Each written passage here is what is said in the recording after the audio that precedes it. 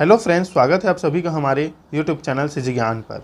दोस्तों, इस वीडियो में हम देखेंगे महत्वपूर्ण प्रश्न जो कि होगा सामान्य ज्ञान से 20 प्रश्न होगा और 10 प्रश्न जो होगा वो हिंदी का होगा। तो वीडियो को ज़रूर अंत तक देखिएगा। और अगर आपने भी पहले से जो वीडियो अपलोड है उसे नहीं देखा है तो जाकर ज़रूर देख लीजिएगा, क्योंकि आपके लिए बहुत ही ज़्यादा इम्पॉर्टेंट है प्री बीएड और डीएड के लिए। तो चलिए स्टार्ट करते हैं क्वेश्चन। देखिए, भारतीय संविधान के किस संशोधन अधिनियम द्वारा पंचायती राज व्यवस्था को संवैधानिक दर्जा दिया गया है? 71वां, 72वां, 73वां या 74वां? बताइए दोस्तों, पंचायती राज व्यवस्था भारतीय संविधान में किस में है, कौन से संविधान संशोधन में शामिल है? तो देखिए दोस्तों, इसका राइट आंसर है 73वां। याद रखिएगा, इंपॉर्टेंट प्रश्न है। खाली स्थान शेष सौदा, व्यापार, सेवाओं और शेष विश्व से प्राप्त निवल अंतरण का योग होता है। तो देखिए दोस्तों, इसका राइट आंसर है चालू लेखा। ऑप्शन ए इसका राइट आंसर होगा। चलिए देखते हैं अगला प्रश्न।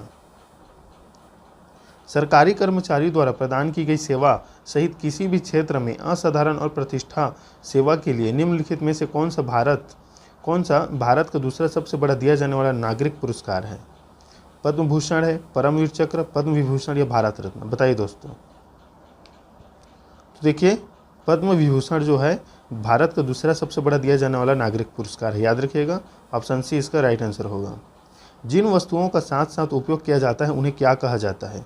निम्न स्तरीय वस्तु, सामान्य वस्तुएं, पूरक वस्तुएं या स्थानापन्न वस्तुएं? बताइए दोस्तों, जिन वस्तुओं का साथ साथ उपयोग किया जाता है उन्हें क्या कहा जाता है? तो देखिए दोस्तों, 34 का जो राइट आंसर हो जाएगा वो हो जाएगा पूरक वस्तु। ऑप्शन सी इसका राइट आंसर होगा। अगला प्रश्न है दोस्तों, समुद्र तक पहुँचते पहुँचते नदी का प्रवाह धीमा हो जाता है तथा नदी अनेक धाराओं में विभाजित हो जाती है, जिनको खाली स्थान कहा जाता है। पठार, स्थल डमरू मध्य, प्रायद्वीप, वितरिका? बताइए दोस्तों। तो देखिए, इसे कहा जाता है वितरिका। याद रखिएगा, वितरिका। तो ऑप्शन डी इसका राइट आंसर होगा। अगला प्रश्न है, राजेंद्र प्रथम किसके पुत्र थे? बिंदुसार के, देवभूमि के, स्कंदगुप्त के या राजराज प्रथम के? बताइए दोस्तों, राजेंद्र प्रथम किसके पुत्र थे? तो देखिए, इसका राइट आंसर है राजराज प्रथम के। ऑप्शन डी इसका राइट आंसर होगा। अगला प्रश्न है, वृहत हिमालय में स्थित एक ठंडा रेगिस्तान है। खाली स्थान जो है वृहत हिमालय में स्थित एक ठंडा रेगिस्तान है। लद्दाख, सतपुड़ा, अरावली या विंध्याचल? बताइए दोस्तों।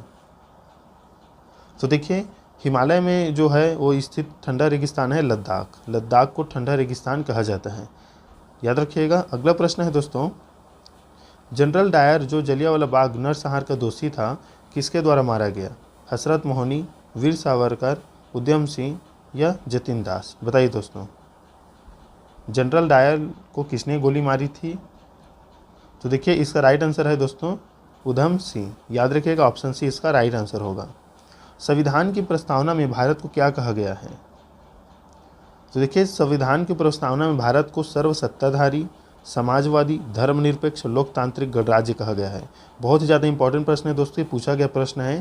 तो ऑप्शन डी इसका राइट आंसर होगा। देख लीजिएगा, सर्वसत्ताधारी, समाजवादी, धर्मनिरपेक्ष, लोकतांत्रिक गणराज्य कहा गया है।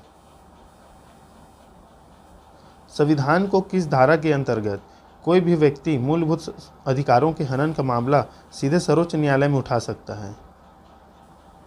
संविधान को किस धारा के अंतर्गत या संविधान के किस धारा के अंतर्गत कोई भी व्यक्ति मूलभूत अधिकारों के हनन का मामला सीधे सर्वोच्च न्यायालय में उठा सकता है? तो देखिए, इसका राइट आंसर है धारा 32। धारा 32 के तहत हनन के मामला वह सर्वोच्च न्यायालय में उठा सकता है। दोस्तों, कमेंट कीजिए सर्वोच्च न्यायालय भारत में कहाँ स्थित है। आप इसे आंसर जरूर कमेंट कीजिएगा। देखिए, अगला प्रश्न है, पंडित भीमसेन जोशी निम्नलिखित में से किस क्षेत्र से संबंधित या संबंध रखते हैं? साहित्य है, सामाजिक सेवा, शास्त्रीय संगीत, राजनीति? तो देखिए, पंडित भीमसेन जोशी जो है शास्त्रीय संगीत से संबंधित रखते हैं। तो 41 का सी इसका राइट आंसर होगा। ओलंपिक्स में कितने सबसे अधिक स्वर्ण पदक जीते हैं? किसने? ये उस समय का है। आपको ओलंपिक से संबंधित जो करंट अफेयर पूछा जाता है, तो इसका राइट आंसर है माइकल फेल्प्स। याद रखिएगा, फेल्प्स। इसे आप याद रखने की जरूरत नहीं है।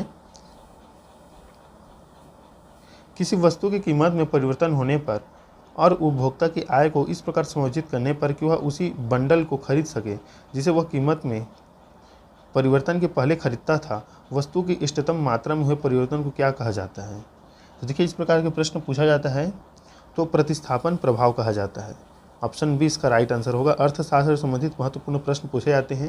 हालांकि प्रश्न पढ़ने पर उतना समझ में नहीं आता, क्योंकि जो अर्थशास्त्र लेकर पढ़ते हैं उनको ही ज़्यादा समझ में आता है ऐसे प्रश्न, तो उसे कहा जाता है प्रतिस्थापन प्रभाव। प्लासी की जंग के बाद सिराजुद्दौला को मार दिया गया और खालिस्तान को नवाब बनाया गया। मीर जाफ़र, मीर काफिल, हैदर अली, टीपू सुल्तान, बताइए दोस्तों। तो देखिए, प्लासी की जंग के बाद सिराजुद्दौला को जो है मार दिया गया, सिराजुद्दौला को, उसके बाद जो है मीर जाफ़र को वहाँ का नवाब बनाया गया था। तो ऑप्शन ए इसका राइट आंसर होगा। अगला प्रश्न है, भारत और खालिस्तान के बीच छोटा समुद्री रास्ता पाक जल संधि तथा मन्नार की खाड़ी है। श्रीलंका, म्यांमार, बांग्लादेश, पाकिस्तान। तो देखिए दोस्तों, भारत और श्रीलंका के बीच ही पाक जल संधि या पाक जल डबरू मध्य पाया जाता है तथा मन्नार की खाड़ी है। तो ऑप्शन ए इसका राइट आंसर होगा। दोस्तों आप कमेंट कीजिए, पाकिस्तान के साथ जो भारत है वो कितना किलोमीटर बॉर्डर साझा करता है, जरूर कमेंट कीजिएगा इसका आंसर। सार्क का कृषि केंद्र किस शहर में स्थित है? दिया क्या है? इस्लामाबाद, ढाका, कोलंबो, काठमांडू, बताइए दोस्तों। तो देखिए, सार्क का कृषि केंद्र ढाका में स्थित है, ढाका में स्थित है। तो इम्पोर्टेंट प्रश्न है दोस्तों, याद रखिएगा। वर्ष 1918 में महात्मा गांधी सूती कपड़ा कारखानों के मजदूरों के बीच सत्याग्रह आंदोलन चलाने के लिए कहाँ पहुँचे थे? मद्रास में, बम्बई में, सूरत में या अहमदाबाद में, बताइए दोस्तों। तो देखिए, अहमदाबाद पहुँचे थे। ऑप्शन डी इसका राइट आंसर होगा। मिट्टी से संबंधित प्रश्न आपके प्रीवियस और डीएड में पूछा जाता है। तो मृदा संरक्षण की उस विधि को क्या कहते हैं जिसमें तटीय प्रदेशों और शुष्क प्रदेशों में पवन गति को रोकने के लिए वृक्ष कतारों में लगाए जाते हैं ताकि मृदा आवरण को बचाया जा सके? इसे मल्च बनाना, समुच्च रेखीय रोधिकाएं, चट्टान बांध या रक्षक मेखलाएं बोलते हैं, बताइए दोस्तों। तो देखिए, इसका राइट आंसर हो जाएगा रक्षक मेखलाएं। इसे बोला जाता है रक्षक मेखलाएं। खालिस्तान अंतर्भेदी आग्नेय शैल का उदाहरण है। तो देखिए दोस्तों, इसका राइट आंसर हो जाएगा ग्रेनाइट। ग्रेनाइट इसका राइट आंसर होगा। आग्नेय चट्टान आया तो समझ लिए ग्रेनाइट उसका राइट आंसर होगा। देखिए, केंद्र सरकार द्वारा शुरू की गई खालिस्तान योजना का उद्देश्य भारत में सभी राज्यों, क्षेत्रों और जिलों के बीच संबंधों को मजबूत करना है। तो एक भारत श्रेष्ठ भारत, केंद्र सरकार द्वारा शुरू की गई एक भारत श्रेष्ठ भारत योजना का उद्देश्य भारत में सभी राज्य, क्षेत्रों और जिलों के बीच संबंधों को मजबूत करना है। तो ऑप्शन सी इसका राइट आंसर होगा। इंपॉर्टेंट प्रश्न है दोस्तों, याद रखिएगा। चलिए देख लेते हैं हिंदी के प्रश्न। दोस्तों, हिंदी के प्रश्न को आपको समझने के लिए सबसे पहले प्लेलिस्ट में जो हिंदी का वीडियो अपलोड है उसे जाकर देखना पड़ेगा, जो नियम मैंने उसमें बताया है। तो देखिए, प्रत्याशा शब्द में उपसर्ग है। उपसर्ग मतलब जो आगे लगता है शब्द के। अ दिया गया है, प्र दिया गया है, प्रति दिया गया है, प्रत्या दिया गया है। बताइए दोस्तों, प्रत्याशा शब्द में उपसर्ग कौन सा है? तो देखिए, 81 का राइट आंसर हो जाएगा दोस्तों प्रति।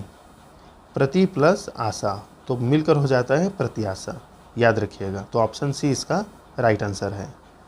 कहावत शब्द में प्रयुक्त प्रत्यय है जो पीछे लगा है। आपको बताना है इसमें जो पीछे लगा है उसमें प्रयुक्त प्रत्यय कौन सा है? हावत, वत, कह, आवत। कह तो नहीं रहेगा, ये यहीं से कट गया। हावत रहेगा, वत या आवत, बताइए दोस्तों। तो देखिए, कहावत में आवत रहेगा, कह प्लस आवत, कहावत। ऑप्शन डी इसका राइट आंसर होगा। चलिए देखते हैं अगला प्रश्न। जड़ का विलोम है जल, मूर्ख, विद्वान, चेतन, बताइए दोस्तों। तो देखिए, जड़ का जो विलोम शब्द है वो है चेतन। हम बोलते हैं ना जड़ चेतन, तो वही है, जड़ का विलोम शब्द है चेतन। याद रखिएगा, महत्वपूर्ण प्रश्न है। हिंदी के आपको प्रश्न को आपको कुछ का नियम समझना होता है, जैसे संधि समास का और संयुक्त वाक्य, मिश्र वाक्य, लेकिन कुछ को आपको याद करना पड़ता है, जैसे पर्यायवाची है, विलोम शब्द है, आपको इसको रटना पड़ेगा, तो इसे जरूर रटने के कार्य कीजिए। पाहुनस का पर्यायवाची होगा कृषक, जम्बुक, आगंतुक, आदित्य, बताइए दोस्तों। तो देखिए, पहुना मतलब मेहमान से लिया गया है, तो यह है आगंतुक, जो आने वाला है। तो ऑप्शन सी इसका राइट आंसर होगा। अगला प्रश्न है दोस्तों, छक्का पंजा करना मुहावरे का सही अर्थ है? झगड़ा लगाना, ऊंची हरकत से कार्य सिद्ध करना, चापलूसी करना या नारदगिरी करना। बताइए दोस्तों, छक्का पंजा करना मुहावरे का सही अर्थ क्या होगा? तो देखिए, ऊंची हरकत से कार्य सिद्ध करना, ऑप्शन बी इसका राइट आंसर होगा। उत्कर्ष एक कुशाग्र विद्यार्थी है। यह कुशाग्र कौन सा विशेषण है? परिमाण, सार्वनामिक, संख्यावाचक, गुणवाचक। बताइए दोस्तों, कुशाग्र किसको रिप्रेजेंट कर रहा है? तो कुशाग्र मतलब बुद्धिमान है, तेज है, तो उसके गुण को प्रेजेंट कर रहा है, तो ऑप्शन डी इसका राइट आंसर होगा, गुणवाचक है। शुद्ध वर्तनी का चयन कीजिए। महत्वपूर्ण प्रश्न है, पूछा ये जो प्रश्न है पूछा ही जाता है शुद्ध वर्तनी संबंधित।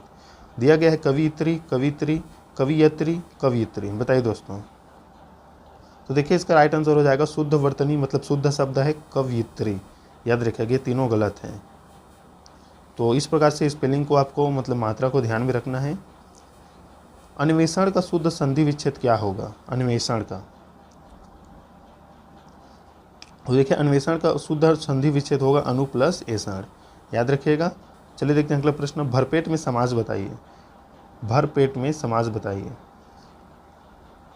भरपेट से आप क्या समझते हैं? मतलब पेट भरा हुआ है ना? तो अवयवी भाव समास है कि द्वंद्व है कि तत्पुरुष है या बहुब्री है? बताइए दोस्तों। तो देखिए अवयवी भाव समास है। भरपेट मतलब भरा हुआ, पेट भरा हुआ, तो अवयवी भाव समास है। चलिए देख लेते हैं दोस्तों इस वीडियो का लास्ट प्रश्न। उद्धत का विलोम शब्द है सौख्य, विनीत, उत्तम, कोमल। बताइए दोस्तों।